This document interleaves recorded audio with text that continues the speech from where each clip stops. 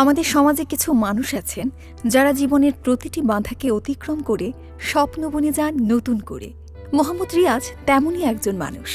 ভোলার চরফ্যাশনের এক সাহসী পরিশ্রমী উদ্যোক্তা, যিনি ঘাম, আশা আর প্রতিজ্ঞার জোরে আবারও দাঁড় করিয়েছেন নিজের জীবন। রিয়াজের পড়াশোনা শেষ হয় 2011 সালে।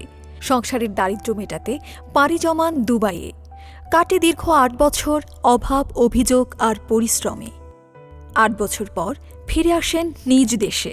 দেশে আসার পরে বিদেশে আর যাওয়া আমার ইচ্ছা হয়নি। যেখানে ভালো একটা অবস্থায় ছিলাম না। তার 2 বড় ভাই আছে, সজীব আর বিলাল ভাই। ওদের সাথে পরামর্শ করলাম। তো ওরা বলতেছে যে চরফ্যাশনে একটা মিষ্টির দোকান দাও। এখানে ভালো মানের কোনো মিষ্টি তৈরি হয় না চরফ্যাশনে। যদি ভালো মানসম্মত মানের একটা মিষ্টির দোকান তো এখানে চলবে। চরফ্যাশনে মানুষ ভালো কিছু এখন খোঁজে। তো ওখান থেকে এই দোকানটা দেওয়া। রস মিঠাই শুরু হতেই পরিবারে ফিরে আসে হাসি, কিন্তু সুখটা বেশি দিন থাকেনি। করোনার থাবায় রিয়াজের ব্যবসা ধসে পড়ে। লোকসান দাঁড়ায় প্রায় 13 লক্ষ টাকায়।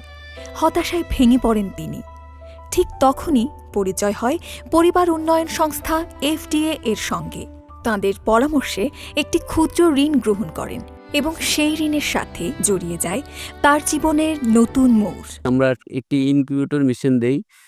এই ইনকিউবেটর মেশিনের মাধ্যমে মহিষের দই বসা, এটার পাশাপাশি তাকে সনদায়ন, তার ব্র্যান্ড সংখ্যার উন্নয়ন এবং তার সবটিকে পরিচিতি করে তোলার জন্য আমরা বিভিন্ন প্রকার বিজ্ঞাপনের ব্যবস্থা করি। পল্লী কর্ম সহায়ক ফাউন্ডেশন PKSF, ডেনমার্ক সরকার ও ইফাদের অর্থায়নে RMTP প্রকল্পের সহায়তায় তিনি পান একটি আধুনিক ইয়োগার্ট ইনকিউবেটর মেশিন।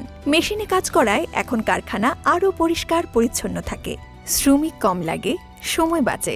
ফলে ব্যবসায় বেড়েছে লাভের পরিমাণও। FDA RMTP প্রকল্পের মাধ্যমে আমাদেরকে একটা ইয়োগার্ট মেশিন দেওয়া হয়। ইয়োগার্ট মেশিনে আমরা দধিরা বসাই। মেশিনে দিলে দধিরা আমরা 4-5 ঘন্টা চলে আসে। কিন্তু আগে দধিরা 7-8 ঘন্টাও লাগতো, তাও দধিরা ঠিকমতো বসছে না। কিন্তু এখন বসে দধিরা। ওই সময় ময়লা আবর্জনা পড়ার একটা সম্ভাবনা থাকতো। এখন দধিরা মানটা অনেক ভালো হয়, কাস্টমারে খায় অনেক তৃপ্তি পায়। এই সাফল্য শুধু একটিমাত্র যন্ত্রের নয়। রিয়াজ পেয়েছেন প্রশিক্ষণ, ব্যবসায়িক পরিকল্পনার জ্ঞান, পরিষ্কার পরিচ্ছন্নতা নিশ্চিত করার কৌশল, এমনকি BSTI ও ISO অনুমোদন। দইয়ে যুক্ত করেছেন স্বাস্থ্যসম্মত ফ্লেভার, ব্যবহার করছেন অ্যাপ আর সোশ্যাল মিডিয়ার মাধ্যমে চালাচ্ছেন প্রচার। আজ তার দৈনিক বিক্রি 25,000 থেকে 30,000 টাকা। শরীফপাড়ায় খুলেছেন নতুন শাখা।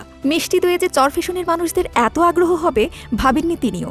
চরফ্যাশনের মানুষ আগে মহিষের টক দই খেত, কিন্তু এখন মেশিন দিয়ে তৈরি মিষ্টি দইয়ের গুণগত মান দেখে সবাই খুশি।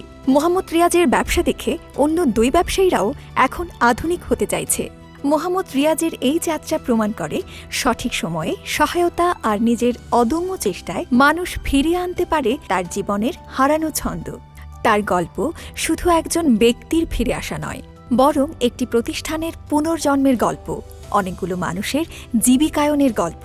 এই গল্প প্রতিটি তরুণ উদ্যোক্তার জন্য এক দারুণ অনুপ্রেরণার।